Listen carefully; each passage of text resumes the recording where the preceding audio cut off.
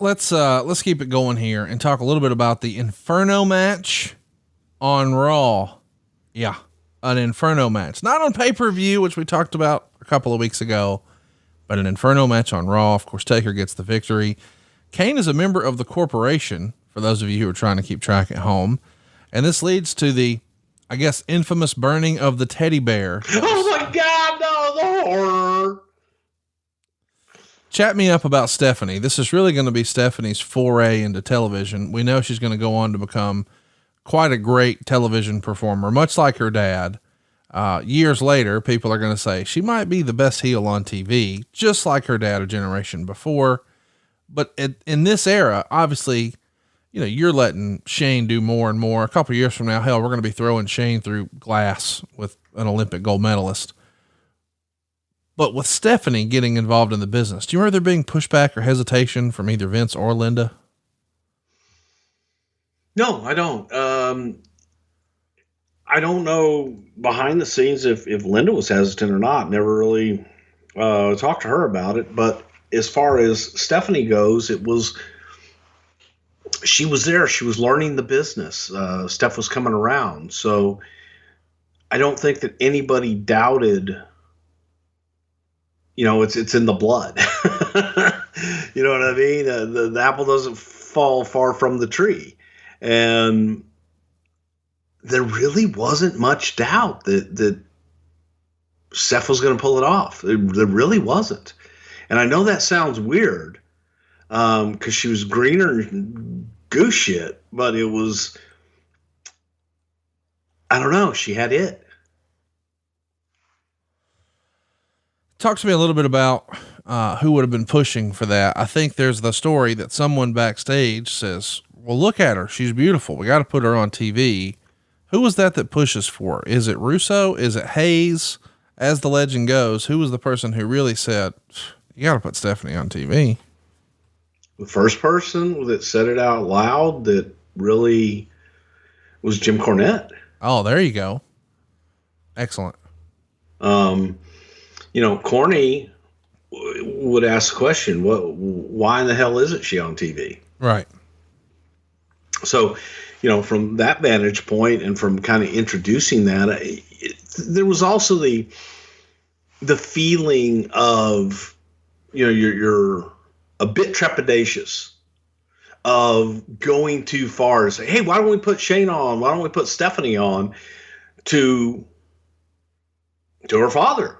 Right. You know, you don't know whether or not he wants that and or anything else. So it was a bit tricky, but at the same time, you know, you look at it and it's a good story.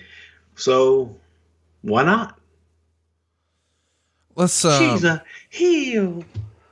Did she have any, trepidation about doing it? I mean, it feels like, you know, and this isn't fair, and I'm not saying it should be this way, but I think you can be honest and admit that sometimes there's a double standard.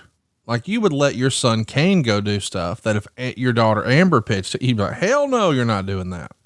Well, that's not popular and that's not polite, but it's just the way dads think, right? We're all protective of our little girls. Do you think that Vince had any of that, or perhaps Stephanie had any of that of, I don't want to be a public figure. I don't want to be on TV. I mean, being a public figure on TV like this and being involved in the wrestling business comes with a certain amount of stuff you kind of got to deal with, right?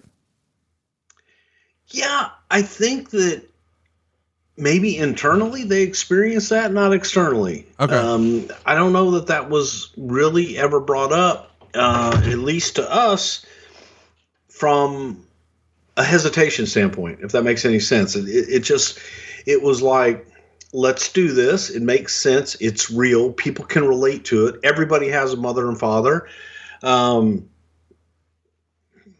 Family's easy to write about. Family is easy because everyone can identify good, bad, or indifferent.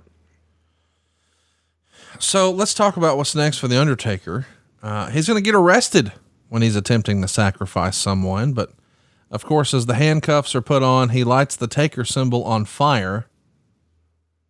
You guys are having a lot of fun. This feels like we veered out of, this is just Vince Russo's idea to now Bruce is loving the magic. You've told us before you love that Papa Shango bullshit.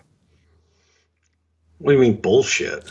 What? I need more ooze. I mean, you love the voodoo doll and all those concepts we've talked about. I think it's super creative and super funny, but I'm just saying, I know what gets you going, and this sort of supernatural stuff you would love.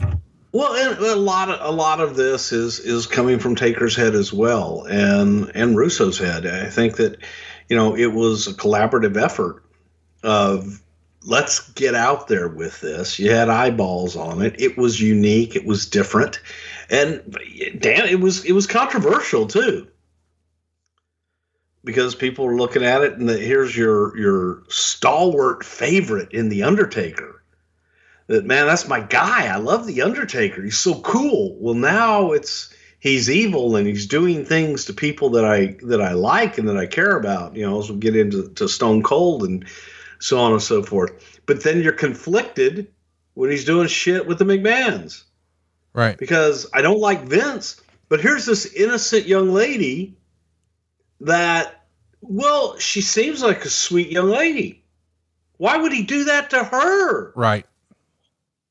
So it was really messing with people's emotions, and I thought it was very well done.